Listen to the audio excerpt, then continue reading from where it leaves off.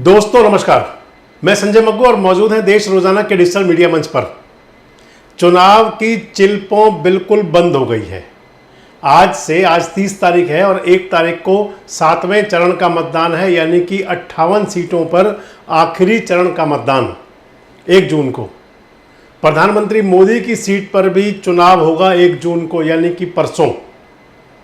और अब उसको लेकर के जो चुनाव प्रचार था, चुनाव प्रचार का शोर था, रैलियां थी, रोड शो थे, जनसभाएं थी, वो सब बंद हो गया। और इधर चिल्पों बंद हुई, प्रचार बंद हुआ, उधर प्रधानमंत्री जी चले गए विपश्यना पे, मौन पर, मौन व्रत रखेंगे। कन्याकुमारी गए हैं, वहाँ पर स्वामी विवेकानंद के स्मारक पर वो मौन व्रत रखेंगे। यानी कि जहाँ चुनाव प्रचार शांत हुआ, वहीं प्रधानमंत्री जी ने भी अपना मौन कार्यक्रम शुरू कर दिया। इससे शक्ति मिलती है दोस्तों। जो मौन होता है, तपस्या होती है, साधना होती है, ये ऊर्जा के लिए होती है, शक्ति के लिए होती है। खैर, शक्ति की बात से ही मैं आपसे अगली इस वीडियो में जिक्र कर रहा हूँ। और शक्ति, ताकत, सत्ता, ये जब चुनाव शुरू हुआ था तो शक्ति से ही शुरू हुआ था। शक्ति के साथ जोड़ा था राहुल गांधी ने महिला शक्ति को, और ये बोला था कि ये आपकी शक्ति ले लेंगे। और उसको कैश किया था प्रधानमंत्री नरेंद्र मोदी ने। और प्रधानमंत्री नरेंद्र मोदी ने उसको, उसका जो राहुल गांधी जी का जो बोला था शक्ति के बारे में, उन्होंने उसको अपने अनुकूल बना लिया था। खैर, वो चुनाव का शुरुआत थी और अब चुनाव का समापन है, चुनावी महापर्व का समापन है। 1 तारीख को, परसों समापन हो जाएगा, शनिवार को। मंगलवार को मतगणना होगी और शनिवार को ही शुरू हो जाएगा वो खेल जिसके अंदर की बताया जाएगा कि एग्जिट पोल क्या है, कौन क्या करने जा रहा है। लेकिन दोस्तों, एग्जिट पोल से पहले भी जो एग्जिट पोल देंगे, क्योंकि जो एग्जिट पोल देंगे वो एक तरह से एग्जिट पोल करने वाली संस्थाएं ही हैं, चाहे वो CSDS का हो या वो तमाम मीडिया संस्थान के जो अपना वो आंकड़े बताया करते हैं। लेकिन जो मैं आपसे बात करने चला हूँ, ये एग्जिट पोल नहीं है। मैं आपको अपना एक मत बताने जा रहा हूँ, और वो मत है कि जिस पर दुनिया भर के, हिंदुस्तान के तमाम विश्लेषकों को देख करके, सुन करके, और फिर काफ़ी हद तक जो 2014 और 2019 का चुनाव और फिर 2024 का चुनाव, 2024 का चुनाव दोस्तों मैं जनवरी के शुरू से ही मान रहा हूँ। चाहे वो भगवान राम मंदिर की प्राण प्रतिष्ठा हो, चाहे प्रधानमंत्री मोदी का साउथ के दौरे हों, चाहे राहुल गांधी की भारत जोड़ो न्याय यात्रा हो, इन सब को समाहित करके उसके बाद से जिस प्रकार का माहौल बना, और अब फिर चुनाव के दौरान जो माहौल बना, ये अपने मत के हिसाब से मैं आपको बताने जा रहा हूँ। क्योंकि ना तो हम कोई सट्टा बाजार के लोग हैं, ना हम कोई शेयर ब्रोकर के लोग हैं, और ना ही हम कोई केवल ओनली विश्लेषक हैं। मैं तो आपको बताने जा रहा हूँ जिस प्रकार का देश की जनता का चुनाव के दौरान जो ट्रेंड चला, वो दिखा, जिस हिसाब से देश के अंदर मतदाताओं ने वोट कास्ट किया, जो वोटिंग का पैटर्न रहा, उस सब के लिहाज से मैं आपको बताने जा रहा हूं कि देश में क्या हो सकता है। इस चुनाव के शुरुआत में चाहे वो प्रधानमंत्री नरेंद्र मोदी जिन्होंने 400 पार का नारा दिया, चाहे वो तमाम दरबारी मीडिया जो ये कहता रहा कि 400 से भी आगे बढ़ जाएंगे, चाहे वो देश के गृह मंत्री अमित शाह वो कहते रहे कि बहुत अच्छा प्रदर्शन होगा, और दूसरी तरफ कांग्रेस के लोग, विपक्ष के लोग जो ये कहते रहे कि अब की बार NDA Bharatiya Janata party south में साफ और नॉर्थ में हाफ। इन सब को लेकर के जनता का मत क्या है, मैं आपसे उससे बात करने चला हूं। और इस वीडियो को शुरू करने से पहले मैं बता दूं कि ऐसा लगता है जिस प्रकार का मत सामने आ रहा है, जिस प्रकार का वोटिंग पैटर्न था, जिस हिसाब से लोगों ने मतदान किया, और जिस हिसाब से अब खासकर दरबारी मीडिया के सुर बदले हैं, बोल बदले हैं, उसको देखकर ऐसा लगता है कि जैसे अब की बार देश हंग पार्लियामेंट की तरफ बढ़ रहा है। ऐसा लगता है कि जैसे शायद किसी भी गठबंधन को स्पष्ट बहुमत ना मिलने जा रहा हो और जोड़ तोड़ की सरकार बने। हालांकि तय तो 4 जून को होगा, लेकिन सबके अपने अनुमान होते हैं, सबके अपने मत होते हैं, और हमारा भी एक अनुमान है जिससे कुछ इस प्रकार का लग रहा है। वोटिंग पैटर्न के हिसाब से प्रतीत हो रहा है ऐसा कुछ कि जैसे कि देश के अंदर त्रिशंकु लोकसभा, हंग पार्लियामेंट आ सकती है। दोस्तों, अगर देश को हम, जो देश का मूड है और जो देश के मतदाता हैं और जो हमारे देश के राज्य हैं, उनके हिसाब से अगर बांट कर चलें, पूर्व पश्चिम उत्तर दक्षिण उस हिसाब से लें, फिर तटीय प्रदेश लें, अगर इन सबको वहाँ पर जो मतदाताओं का मूड दिखा है, जिस प्रकार की चुनावी सभाएं, रोड शोज़, चाहे वो प्रधानमंत्री, भारतीय जनता पार्टी के नेता और इसके अलावा एनडीए के नेता और उनके सामने विपक्ष के नेता, कांग्रेस के नेता और तमाम, लालू प्रसाद यादव के बेटे तेजस्वी यादव, अखिलेश यादव हों, या फिर मुंबई मराठा में, महाराष्ट्र के अंदर शरद पवार और उद्धव ठाकरे हों, ये तमाम जिस प्रकार का वहाँ का चुनावी सभाएं, चुनावी शोर और उसके हिसाब से बनते बिगड़ते समीकरण, अगर मैं आपको ये बात कहूँ कि भले ही कांग्रेस के लोग ये कह रहे हों, विपक्ष के लोग ये कह रहे हों कि भारतीय जनता पार्टी साउथ में साफ होने जा रही है, तो ये उनकी गलतफहमी है। भारतीय जनता पार्टी अब की बार साउथ के कई प्रदेशों में बेहतरीन प्रदर्शन करने जा रही है, जिसके अंदर उसका वोटिंग शेयर भी बढ़ेगा और हो सकता है वहाँ पर कुछ सीट भी बढ़े। ओवरऑल अगर हम कहें कि सीट बढ़े या ना बढ़े, वो बात की बात है, लेकिन कई प्रदेशों के अंदर, साउथ के कई स्टेटों के अंदर भारतीय जनता पार्टी को अब की बार एक बेहतरीन सफलता मिलने की उम्मीद दिखाई देती है। और अगर मैं नॉर्थ की बात करूं, जहां नॉर्थ में कांग्रेस ने नारा दिया था कि साउथ साफ और नॉर्थ हाफ, हाफ तो नहीं लेकिन नॉर्थ के अंदर, उत्तर भारत के अंदर अब की बार भारतीय जनता पार्टी और एनडीए को एक ठीक ठाक डेंट पड़ता, नुकसान होता भी दिखाई दे रहा है। आपसे राज्यवार और खासकर विशेष तौर पर लेकर के चलें तो फिर हम ब्लॉक वाइज बताएंगे कि कहाँ क्या हो सकता है। मैं आपको बताऊं तो तटीय प्रदेश हैं, जिसके अंदर की साउथ इंडिया, दक्षिण भारत के खास प्रदेश हैं, उनके अंदर कई राज्य ऐसे हैं जैसे केरल, जैसे तमिलनाडु। ये दो राज्य ऐसे हैं कि जहां पर अब की बार प्रधानमंत्री नरेंद्र मोदी ने भगवान श्री राम मंदिर के प्राण प्रतिष्ठा समारोह से पहले अच्छा खासा समय बिताया था। तमिलनाडु की वो तमाम पिक्चरें आपको याद होंगी प्रधानमंत्री की, चाहे वो उनका समुद्र वाला सीन था, चाहे उनका वहाँ मंदिर के दर्शन का सीन था, चाहे वहाँ छोटी काशी में जाना उनका था, मतलब तमाम आप देख सकते हैं जो।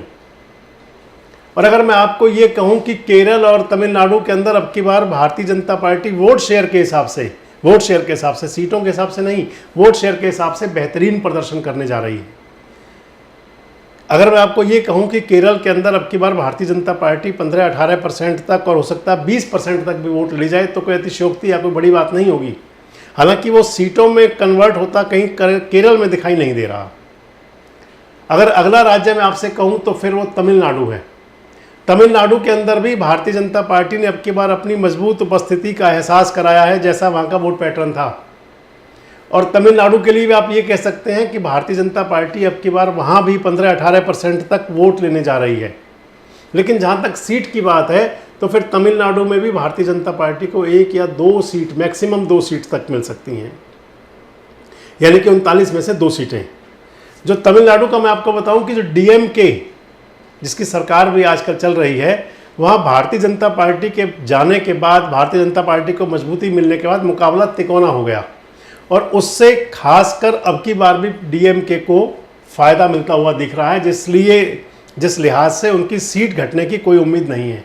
और भारतीय जनता पार्टी को अगर वहाँ फ़ायदा होगा तो मैक्सिमम 1 या 2 लोकसभा सीट का फ़ायदा हो सकता है तमिलनाडु में। अगले राज्य की बात करें तो फिर आंध्र प्रदेश की बात करते हैं। आंध्र प्रदेश के अंदर तेलुगु देशम पार्टी, चंद्रबाबू नायडू और भारतीय जनता पार्टी का अलायंस था। वहाँ पर विधानसभा चुनाव भी है। विधानसभा चुनाव में वहाँ निश्चित तौर पर चंद्रबाबू नायडू की पार्टी आगे दिखाई दे रही है और एनडीए का जो अलायंस है, जिसके अंदर की बीजेपी भी है, छोटे पार्टीज भी हैं और तेलुगु देशम पार्टी भी है, तो वहाँ पर भी भारतीय जनता पार्टी का खाता खुल सकता है। उसको 2 या 3 सीटें तक मिलने की उम्मीद है। अगला राज्य तेलंगाना। तेलंगाना के अंदर पिछले चुनाव में 3 शक्तियाँ थी, कांग्रेस, बीआरएस और भारतीय जनता पार्टी। चौथे वहाँ पर हैं असदुद्दीन ओवैसी साहब। इस चुनाव के अंदर जो 2024 का चुनाव है, के कविता जेल में है, बीआरएस के चंद्रशेखर राव की बेटी। चंद्रशेखर राव भी इस चुनाव के अंदर किसी प्रकार का कोई प्रचार नहीं कर पाए। दिल्ली का जो शराब घोटाला है, उस मामले की छाया उन पर पड़ी और उनकी बेटी जेल में है। चंद्रशेखर राव खुद भी, क्योंकि विधानसभा चुनाव हारने के बाद जो तेलंगाना में कांग्रेस की सरकार बनी और वो चुनाव हारे, वो सबको लेकर भी बीआरएस अब की बार वहाँ पर बैकफुट पर है। और बीआरएस के बैकफुट होने का जो फ़ायदा वो कांग्रेस और बीजेपी दोनों को मिलने जा रहा है। पिछले लोकसभा चुनाव में यहाँ पर 4 लोकसभा की सीट मिली थी, 4 भारतीय जनता पार्टी को। इस चुनाव में जो बीआरएस का वोटर था, अगर वो मोमडन वोटर है, मुस्लिम वोटर है, तो वो कांग्रेस की तरफ चला गया, और जो ओबीसी, पिछड़ा और थोड़ा सा वोटर जो और है वो भारतीय जनता पार्टी की तरफ आ गया। पिछले चुनाव में यहाँ पर 7 लोकसभा की सीटें बीआरएस के पास थी और असदुद्दीन ओवैसी की पार्टी के पास भी सीट थी। इस चुनाव में हैदराबाद के अंदर असदुद्दीन ओवैसी खुद फंसे हुए दिखाई दिए, हालांकि माना उनको ऊपर जा रहा है आज भी। और दूसरी तरफ बीआरएस का कैडर पूरी तरह बिखर गया। ऐसा लग रहा है कि वो 7 सीटें बट जाएंगी बीजेपी और कांग्रेस में, और इस लिहाज से माना जा रहा है कि भारतीय जनता पार्टी वहाँ पर अब की बार जो उनकी 4 सीट थी उसमें वो कुछ बढ़ा सकती है। 4 सीटों से बढ़ के वो 5, 6 तक, 7 तक यहाँ तक हो सकता है। 3 सीट तक का लगभग फ़ायदा मिल सकता है भारतीय जनता पार्टी को तेलंगाना में। और फ़ायदे वाली अगली स्टेट में कहूँ तो वो है फिर उड़ीसा। उड़ीसा के अंदर हालांकि वहाँ विधानसभा चुनाव में तो अब भी बीजू जनता दल आगे है, नवीन पटनायक की पार्टी आगे है, लेकिन लोकसभा के लिए ऐसा लगता है कि जो वोटिंग पैटर्न है वो कुछ ऐसा शो कर रहा है कि जैसे लोकसभा के लिए लोगों ने वहाँ पर भारतीय जनता पार्टी को भी ठीक ठाक वोट दिया है। अब की बार कांग्रेस भी वहाँ अपने पैर जमाने की प्रयास में थी, लेकिन कांग्रेस को बड़ा झटका तब लगा जब वहाँ पर संबित पात्रा के सामने पुरी से उनकी जो कैंडिडेट थी कांग्रेस की, उसने अपना नाम ही वापस ले लिया। खैर, उड़ीसा में आज भी थे राहुल गांधी, उन्होंने आज भी चुनावी सभा की, चुनाव प्रचार किया। उड़ीसा को लेकर के दोस्तों एक बात और भी है कि 2014 और 2019 दोनों चुनाव के अंदर नवीन पटनायक की पार्टी ने सेंटर के अंदर एनडीए को, भारतीय जनता पार्टी को सहयोग किया। इस चुनाव में भी पहले ही चर्चा चली थी कि एनडीए के अंदर शामिल हो सकते हैं नवीन पटनायक, लेकिन वो हो ना सका। और अब चुनाव के दौरान जिस प्रकार प्रधानमंत्री के संबोधन थे नवीन पटनायक के सेहत और स्वास्थ्य को लेकर भी, उसको लेकर दोनों पार्टियों में बदमजगी भी हुई। खैर, एनडीए पर क्या होगा ये अगले किसी वीडियो में आपसे चर्चा करूंगा, लेकिन इस वीडियो में मैं आपसे बात कर रहा हूं सीट को लेकर के। तो उस लिहाज से आप उड़ीसा को भी मान सकते हैं कि उड़ीसा के अंदर जो स्टेट गवर्नमेंट है, विधानसभा में तो नवीन पटनायक अब भी मौजूद हैं, लेकिन लोकसभा के लिए पिछले चुनाव में 8 सीट मिली थी उड़ीसा में भारतीय जनता पार्टी को। इस चुनाव के अंदर 2024 के चुनाव में उड़ीसा में भी भारतीय जनता पार्टी को कुछ फायदा हो सकता है। लेकिन इस सब के बावजूद जो आपको सारा मैंने बताया, इसके बावजूद भी जो राज्य है सारे ये तटीय राज्य है, इन राज्यों के अंदर भारतीय जनता पार्टी को कोई फायदा नहीं होने वाला। वोट बढ़ेंगी, कुछ राज्यों में सीट बढ़ेंगी, लेकिन जो सीट बढ़ने का नुकसान वो सारा कर्नाटक में हो जाएगा। जो मैंने आपको सभी बताई कि तेलंगाना में 4 सीट बढ़ सकती हैं, 2 सीट तमिलनाडु में आ सकती हैं, 4 और 2 6 हो गई। मैंने आपको बताया कि आंध्र प्रदेश के अंदर 4 सीट आ सकती हैं, 14 हो गई। उड़ीसा के अंदर 10 हो गई, उड़ीसा में 4 सीट बढ़ सकती हैं, 14 हो गई। तो 14-15 सीट बढ़ने की उम्मीद है। लेकिन इसके साथ ही जहाँ घटने की बात अगर आए तो फिर अकेला कर्नाटक ही 14-15 सीट घटा रहा है। कर्नाटक के अंदर पिछले चुनाव के अंदर 25 सीट थी, 29 में से 25 सीट थी भारतीय जनता पार्टी के पास, और 2 सीट अलायंस वालों के पास थी, जो अलायंस में है देवे गौड़ा साहब की पार्टी, यानी कि 27। और लेकिन इस चुनाव के अंदर जो अब चुनाव हो रहा है 2024 का, कर्नाटक के अंदर सिद्धारमैया की सरकार बन चुकी है, डीके शिव कुमार डिप्टी सीएम है, और कर्नाटक के अंदर भारतीय जनता पार्टी को, एनडीए को खासा डेंट है। आपको एक बात और बता दूं कि कर्नाटक के अंदर ही हुआ था प्रज्वला कांड जो हुआ देवे गौड़ा साहब के पोते का, जो अश्लील सेक्स सीडीज चली और जिसको लेकर के वो फरार हुए। पहले चरण के चुनाव में तो शायद फ़ायदा हुआ वहाँ बीजेपी को, लेकिन उसके बाद वो हवा चल पड़ी प्रज्वला रेड्डी वाली, जो उनकी अश्लील सीडीज़ को लेकर के, और उसके बाद में वहाँ पर भारतीय जनता पार्टी को नुकसान हुआ, और ओवरऑल भारतीय जनता पार्टी को वहाँ पर 14-15 सीटों का नुकसान हो सकता है। इस लिहाज से जितना साउथ में प्लस हुए, तेलंगाना में, आंध्र प्रदेश में, तमिलनाडु में, उड़ीसा में, इन सब राज्यों में जितना आगे बढ़े उतना ही पीछे हट गए कर्नाटक के अंदर। इस लिहाज से नो प्रॉफिट नो लॉस। अब अगर मैं आपको बीच के राज्यों की बात करूं, आप महाराष्ट्र को देखें तो महाराष्ट्र के अंदर एनडीए को बहुत बड़ा डेंट है, अब की बार बहुत बड़ा डेंट है। महाराष्ट्र के अंदर माना जा रहा है कि भारतीय जनता पार्टी और एनडीए को मैक्सिमम 20 सीट मिल सकती हैं। 42 सीट थी पिछले चुनाव में, 22 सीटों का नुकसान।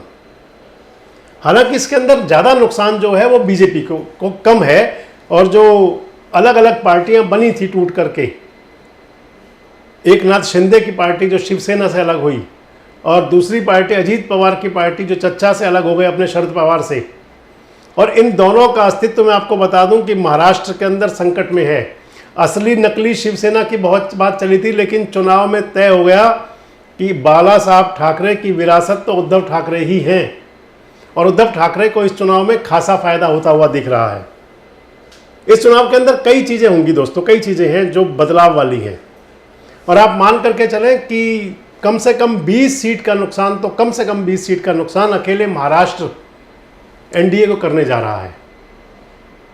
अगर आगे चलें तो फिर उसके बाद में बड़ा प्रदेश है उत्तर प्रदेश।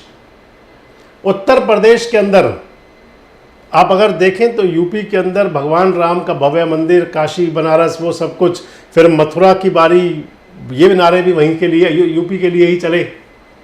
उत्तर प्रदेश के मुख्यमंत्री योगी आदित्यनाथ हैं, डबल इंजन की सरकार है। लॉ एंड ऑर्डर को लोग लेकर के योगी आदित्यनाथ की सरकार से लोग खूब संतुष्ट भी हैं, खुश भी हैं। लेकिन जो सांसद थे भारतीय जनता पार्टी के, जो और बाकी नेता हैं, उनकी परफॉर्मेंस बिल्कुल निल है। उनकी परफॉर्मेंस को लेकर के लोगों में निराशा का माहौल था, और उत्तर प्रदेश को लेकर के ये कहा जा रहा है। सबसे बड़ी बात उत्तर प्रदेश के अंदर एक और जो रही, खाली यूपी नहीं पूरे देश के अंदर हुआ, 3 मतदाता दोस्तों ऐसे हैं कि जो अब की बार पूरी तरह से बीजेपी के खिलाफ कंसोलिडेट होकर के पड़े हैं। उनके अंदर मुस्लिम मतदाता, उसके अंदर दलित मतदाता। संविधान को लेकर के, संविधान बचाने को लेकर के कांग्रेस ने जो नारा दिया था, विपक्ष ने नारा दिया था, वो जनता तक पहुंचाने में कामयाब हो गए।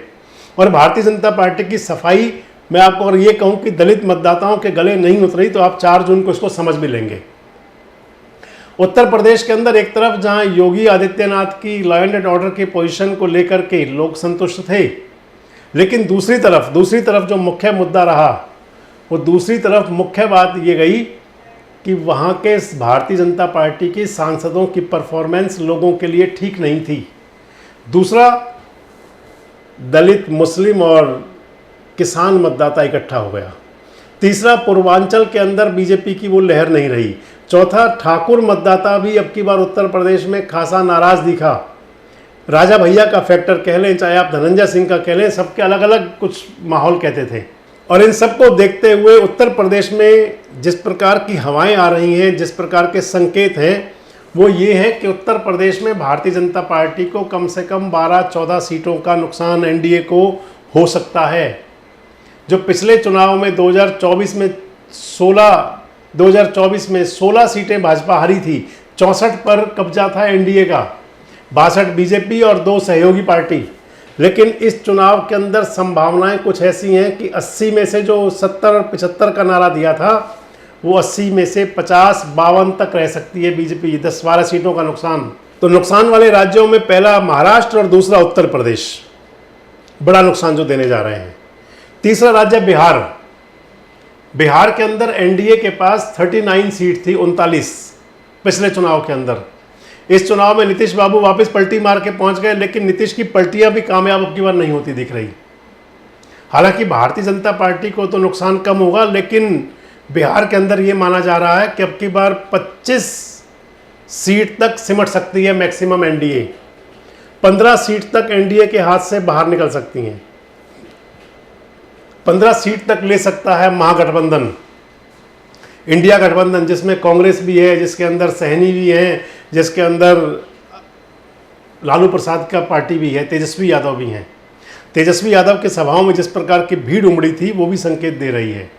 इस लिहाज से बिहार के अंदर भी कम से कम 14-15 सीटों का नुकसान भारतीय जनता पार्टी को उठाना पड़ सकता है। अगर इन 3 स्टेटों में माने तो फिर 20 सीटों का नुकसान लगभग महाराष्ट्र, लगभग 12 से 14 सीटों का नुकसान उत्तर प्रदेश, और लगभग 14 से 15 सीटों का नुकसान बिहार। और इन 3 राज्यों में ही अकेले एनडीए को 50 सीटों के नुकसान की जो संभावना बनती दिख रही है। मगर अगले राज्यों पे जाएं तो फिर राजस्थान के लिए कहा जा रहा है कि अब की बार भारतीय जनता पार्टी को वहाँ भी ठीक ठाक डेंट है, चाहे वो रानी वसुंधरा राजे का फैक्टर रहा हो। दूसरी बात, कांग्रेस ने जो वहाँ पर बेहतर कर लिया कि कांग्रेस का अब की बार वहाँ पर गठबंधन हो गया आरएलपी के साथ में। कांग्रेस ने वहाँ गठबंधन कर लिया कम्युनिस्ट पार्टी के साथ में, और कांग्रेस ने वहाँ गठबंधन कर लिया भारत आदिवासी पार्टी बीएपी के साथ में। और वहाँ का कहा जा रहा है कि राजस्थान के अंदर सबसे बड़ा डेंट राजस्थान में जो बीजेपी को लगने जा रहा है, वो मुख्य कारण ये है कि जो मुख्यमंत्री बने वो अपनी कोई छाप छोड़ने में कामयाब नहीं हुए किसी भी प्रकार की। भजनलाल जो वहाँ के मुख्यमंत्री हैं, मैं आपको बता दूं कि अभी तो अधिकांश लोग उनका नाम तक नहीं जानते कि ये मुख्यमंत्री हैं। रानी को हटाने को लेकर लोगों में गुस्सा था, राजपूत समाज की बात भी सामने आई है, जाट समाज वैसे गुस्से में था, दलित वैसे गुस्से में, मुस्लिम वैसे परेशान। वहाँ का फैक्टर इसलिए चला। और राजस्थान के अंदर संकेत ऐसे हैं कि कम से कम 8 से 10 सीटों का नुकसान हो सकता है। 8 तो मिनिमम बताई जा रही हैं। हालांकि कांग्रेस के लोग तो 12 कह रहे हैं, लेकिन आप 8 भी माने तो फिर वहाँ पर 1/3 सीटों का नुकसान हो गया। 25 में से पिछली बार 25 थी और अब 8 घट सकती हैं, जो इंडिया गठबंधन के पास जा सकती हैं और एनडीए कमज़ोर हो सकता है। मध्य प्रदेश के अंदर पिछले चुनाव के अंदर 29 में से 28 सीट थी भारतीय जनता पार्टी के पास। इस चुनाव में कहा जा रहा है कि 3 से 5 सीट तक का डेंट है वहाँ पर, कम से कम आप 3 ही मान लें। मध्य प्रदेश में 3 भी मान ले तो 3 सीट का नुकसान अब की बार भारतीय जनता पार्टी को होने जा रहा है। यानी कि इंडिया गठबंधन वहाँ 4 सीट ले सकता है, 1 सीट पहले थी और 3 इजाफा हो सकता है। अगला प्रदेश गुजरात के अंदर अब की बार भारतीय जनता पार्टी का मत प्रतिशत घट सकता है। आनंद, भरूच और ये इस प्रकार की कुछ सीटें हैं, 5-6 सीटें वहाँ पर हैं कि जहाँ पर सशक्त मुकाबला है, और कहा यह जा रहा है कि एटलीस्ट 3 सीट तो भारतीय जनता पार्टी वहाँ की बार लूज कर सकती है लोकसभा की। 3 सीटें, और वो तीनों सीटें एसटी बाहुल्य सीटें हैं, जहाँ पर एसटी मतदाता अच्छी खासी संख्या में है, आदिवासी मतदाता अच्छी संख्या में है। अगर आगे चलें तो फिर छत्तीसगढ़, झारखंड, छत्तीसगढ़ के अंदर 2 सीटों का नुकसान बताया जा रहा है, और झारखंड के अंदर भी 3 से 4 सीट कम हो सकती हैं। खासकर आदिवासी मतदाता दोस्तों पूरे देश के अंदर, जैसे मैंने आपको बताया मुस्लिम, जाट, इसके साथ मैंने आपको बताया कि दलित, चौथा नंबर आदिवासी मतदाता का है। नाराजगी तो कई थी, हालांकि राष्ट्रपति बनाया गया आदिवासी समाज से भारतीय जनता पार्टी द्वारा, लेकिन हेमंत सोरेन की गिरफ्तारी और फिर शिबू सोरेन का बैसाखियों पर चलकर जगह जगह चुनाव प्रचार करना। शिबू सोरेन आदिवासी समाज के अंदर दशोम गुरु का दर्जा जो है वहाँ पर एज ए भगवान के समकक्ष माना जाता है। आदिवासी समाज अपने दशोम गुरु का खूब मानते हैं, इस लिहाज से वहाँ नुकसान हर जगह हो रहा आदिवासियों की तरफ। और इसलिए मैं आपको कह रहा हूँ कि झारखंड के अंदर लगभग 3-4 सीटों का नुकसान हो सकता है। तो ये जो राज्यों का मैंने आपको बताया, खासकर राजस्थान, मध्य प्रदेश 8 और 4-3 11, 2 सीटें छत्तीसगढ़ 13, 3-4 सीटें झारखंड 16, ये 16-17 सीटों का नुकसान इन राज्यों में है, और 3-4 सीटों का गुजरात के अंदर हो सकता है। यानी कि 18 से 20 सीटें, 50 हमने आपको पहले बताई थी, और 18 से 20 सीटें, यानी कि 68 से 70 सीटों का नुकसान बन जाता है। अगर अगले राज्य पे आए तो फिर हम आपसे बात करते हैं हरियाणा की। हरियाणा के अंदर अब की बार भारतीय जनता पार्टी को पिछले चुनाव में 10 की 10 सीटें थी। अब के चुनाव के अंदर जो आंतरिक रिपोर्ट हैं बीजेपी और कांग्रेस दोनों की, जैसा ग्राउंड पर माहौल दिखा था, हरियाणा के बारे में आपसे अलग से भी चर्चा करूंगा, उस लिहाज से हरियाणा में भी 5-5 हो सकती हैं, यानी कि बीजेपी को 5 का नुकसान हो सकता है। हरियाणा के साथ दिल्ली के 7 की 7 सीटें पिछले चुनाव में बीजेपी के पास थी। इस चुनाव में कहा जा रहा है कि 2 सीट तक बीजेपी लूज कर सकती है, कम से कम कहा तो 3, 4, 5 तक भी जा रहा है, लेकिन 2 सीट मिनिमम है। पंजाब के अंदर पिछले चुनाव में 2 सीट बीजेपी के पास थी, उनमें से कम 1 का नुकसान होगा। चंडीगढ़ सीट बीजेपी के पास थी, लेकिन वो अब की बार सीट लगता है मनीष तिवारी आगे जा सकते हैं। लद्दाख की एक सीट बीजेपी को नुकसान दिख रहा है, जम्मू कश्मीर में एक सीट का नुकसान हो सकता है, कश्मीर में 2 का नुकसान हो सकता है। 370 वाला प्रदेश, 370 वाला प्रदेश, वहाँ पर भी बीजेपी को सफलता अब की बार मिलती दिख नहीं रही। और इस लिहाज से माने तो 10 से ज़्यादा सीटें, यानी कि दिल्ली, पंजाब, हरियाणा और जम्मू कश्मीर के इलाके, 10 से ज़्यादा सीटों का नुकसान यहाँ पर भी है। अगर आगे चलते हैं तो जो पूर्वोत्तर के राज्य हैं, चाहे उसके अंदर मणिपुर है, चाहे असम है, अगर वहाँ का नो प्रॉफिट नो लॉस पे भी देखा जाए कि जो सीटें बीजेपी के पास पहले थी वो बीजेपी के पास रह जाएंगी, जो बीजेपी के विपक्ष के पास थी वो विपक्ष के पास रह जाएंगी। अभी आपसे मैं उत्तर भारत में और 2 राज्य और रह गए थे, उत्तराखंड और हिमाचल प्रदेश। दोनों राज्यों में कम से कम एक सीट का नुकसान बीजेपी को होने जा रहा है। यानी कि इस लिहाज से 80 के आसपास ऐसी सीटें हैं जहां पर कि बीजेपी नुकसान में है, 80 से 85 सीटों के बीच में। और वो तब है कि जिस प्रकार का माहौल दिख रहा है। लेकिन जो पिछले 3 चरणों में चुनाव चला और 1 चरण का रह रहा है, इसके अंदर जिस प्रकार की स्थिति बनी, अगर वो पूरे चरणों के अंदर ऐसा ही हुआ तो फिर ये और भी बढ़ सकता है। यानी कि इस चुनाव के अंदर, ये चुनाव बड़ा फंसा हुआ चुनाव था। मैंने इसलिए आपसे कहा कि अब के इस चुनाव के अंदर त्रिशंकु लोकसभा हो सकती है। और दूसरी प्रमुख बात आपको और बता दूं कि इस चुनाव के अंदर कोई राष्ट्रीय मुद्दों ने काम नहीं किया।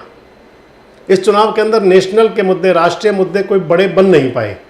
जहां भारतीय जनता पार्टी ने कश्मीर धारा 370 पर, इसके साथ साथ राम मंदिर, उसके बाद में और तमाम, चाहे वो पाकिस्तान, ये सारे मुद्दे लाए, लेकिन जनता पर जो मुद्दे प्रभावी हुए वो मुद्दे प्रभावी रहे महंगाई का, वो मुद्दे प्रभावी रहे बेरोजगार का, वो मुद्दे प्रभावी रहे संविधान के मुद्दे को तो जैसे विपक्ष ने दलित मतदाताओं के जहन तक में बिठा दिया और उसकी काट नहीं कर पाई भारतीय जनता पार्टी।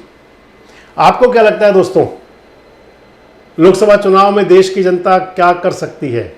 हालांकि 1 तारीख को एग्जिट पोल आएंगे, लेकिन एग्जिट पोल से बढ़कर हम तो विश्वास करेंगे जो 4 जून को नतीजे होंगे। तो आपको क्या लगता है कि 4 जून के नतीजों में क्या देश को हंग पार्लियामेंट मिलेगी, और या फिर एक बार फिर किसी भी गठबंधन की, चाहे वो एनडीए यानी कि मोदी जी के नेतृत्व में या इंडिया, किसी को स्पष्ट बहुमत मिलेगा? कमेंट्स बॉक्स में जरूर बताएं। जुड़े रहें हमारे साथ, देखते रहें देश रोजाना। हमारे साथ जुड़े रहने के लिए देखते रहिए देश रोजाना का यूट्यूब चैनल सब्सक्राइब कीजिए। साथ ही देश रोजाना की खबरें सबसे पहले देखने के लिए प्रेस कीजिए बेल आइकन।